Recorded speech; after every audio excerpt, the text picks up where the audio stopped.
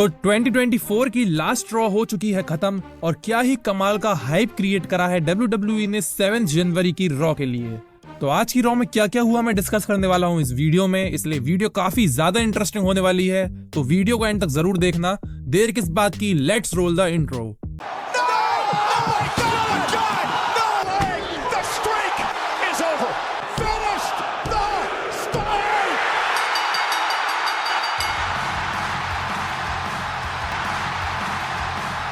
तो रॉ की स्टार्टिंग में हमें सबसे पहले न्यू डे देखने को मिलते हैं और कॉफी किंगस्टन जेवियर वुड आते ही कुछ बोलने की कोशिश करते हैं, लेकिन भाई ऑडियंस उन्हें बोलने ही नहीं देती है।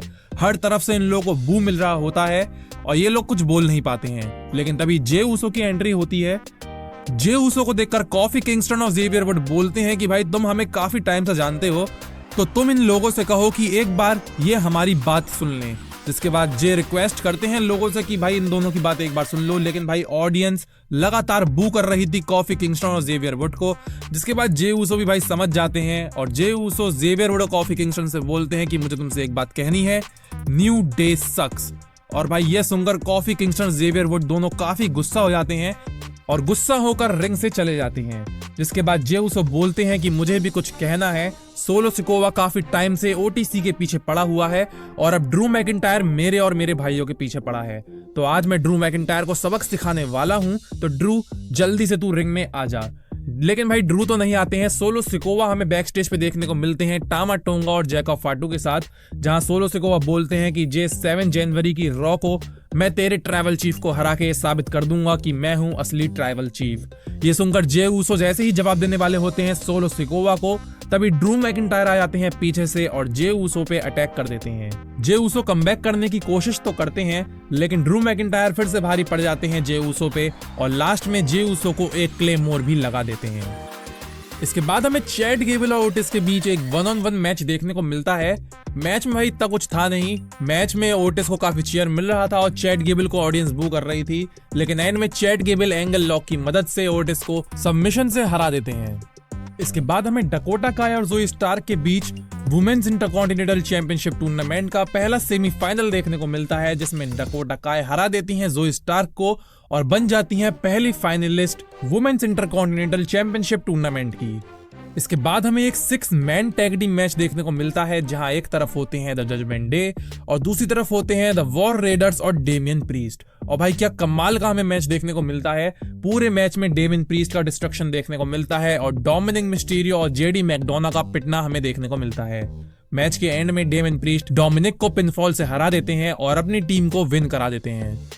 तो इसके बाद हमें लुडविग काइजर देखने को मिलते हैं, जो कि भाई काफी बड़बड़ कर रहे थे और वो ब्रॉन ब्रेकर को भी कॉल आउट करते हैं, लेकिन ब्रॉन ब्रेकर की जगह शेमस आ जाते हैं और शेमस और लुडविग काइजर में ब्रॉल शुरू हो जाती है, जिसमें भाई एंड में शेमस मारते हैं ब्रो किक लुडविग काइजर के और लुडविग काइजर को बता देते हैं कि भाई अभी तुम बच्चे हो।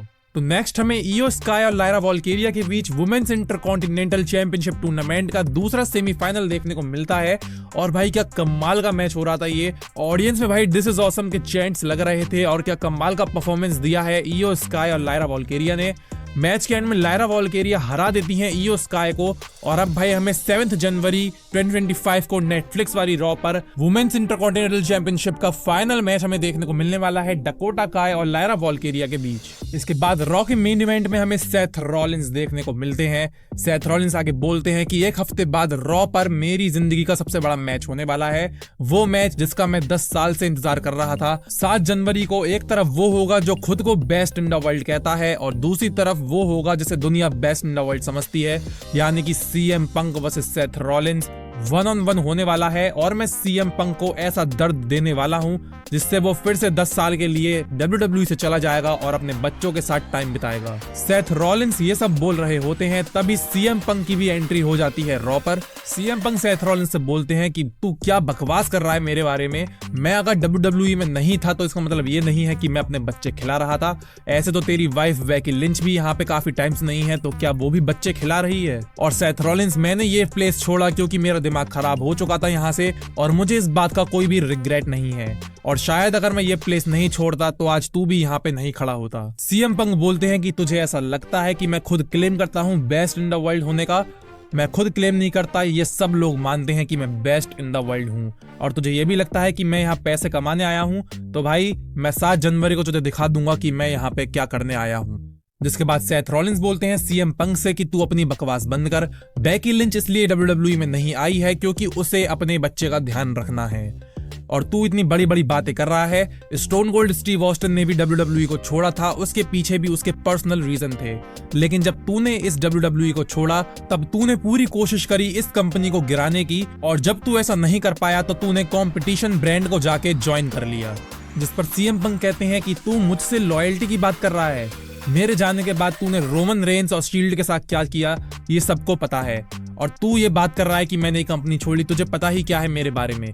मुझे ये प्लेस हमेशा से पसंद था, लेकिन मुझे इस प्लेस को चलाने वाला बिल्कुल भी पसंद नहीं था, जिस वजह से मैंने इस कंपनी को छोड़ा। और मैं चाहे कितने ही साल दूर रहा इस कंपनी से, आज भी जब मैं आता हूं तो सबके मुंह पे एक ही नाम होता है, सीएम पंक।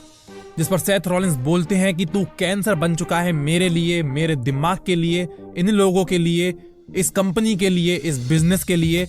और इस कैंसर को अगर खत्म करना है तो इसे जड़ से उखाड़ना पड़ेगा। तो सीएम पंक तैयार हो जा, क्योंकि नेक्स्ट वीक की रॉ पर मैं तुझे जड़ से उखाड़ने वाला हूं, और हो सकता है कि वो तेरा आखिरी मैच हो WWE में। तो भाई इसी के साथ आज की रॉ का डी एंड हो जाता है, और इस हीटेड सेगमेंट को देखकर ऐसा लगता है कि कमाल का मैच होने वाला है सीएम पंक और सेथ रॉलिंस के बीच, या सीएम पंक ने बेकी लिंच को भी इन्वॉल्व करा है। तो भाई वो रूमर्स मुझे सच होते हुए दिख रहे हैं जो हमें बता रहे थे कि रेसलमेनिया 41 में एक तरफ सीएम पंक और एजे ली होंगे और दूसरी तरफ सेथ रॉलिंस और बेकी लिंच।